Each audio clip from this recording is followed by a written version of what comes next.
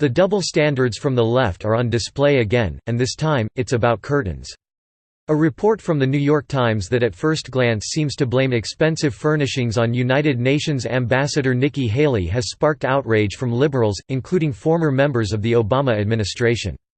The minor scandal started after the Times brought to light a $52,701 curtain purchase for the UN ambassador's residence in New York City. Quickly seizing on a chance to bash the Trump administration, the newspaper ran a photo of Haley with the story, and the left piled on her for wasteful spending. Nikki Haley's view of New York is priceless. Her curtains? $52,701, declared the bold headline from the newspaper. But there was one major problem: the high-priced curtains were approved by the Obama administration before President Donald Trump or Haley took office.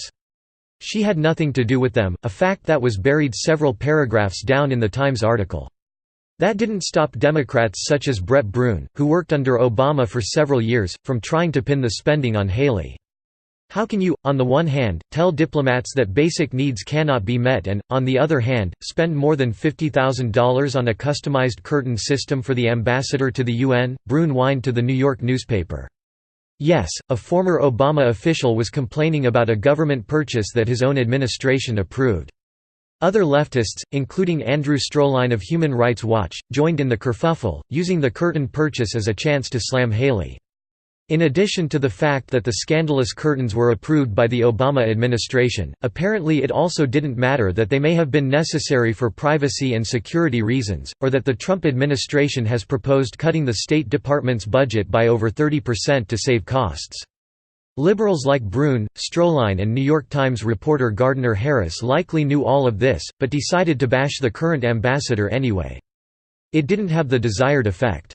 Harris's tweet of his story was ratioed in a big way, with more than 1,200 comments compared with about 60 retweets and 90 likes.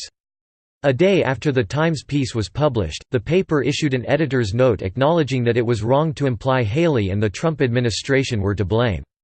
An earlier version of this article and headline created an unfair impression about who was responsible for the purchase in question.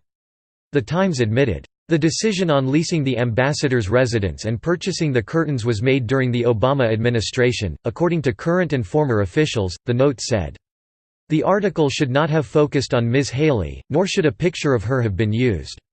The article and headline have now been edited to reflect those concerns, and the picture has been removed. By itself, this error and retraction could be dismissed as an honest mistake. As part of the larger trend of trying to pin nearly everything on President Trump and his administration, however, it looks much more suspect. By trying to turn everything into an anti-Trump scandal, the mainstream media have lost sight of their core purpose, accurately reporting important news.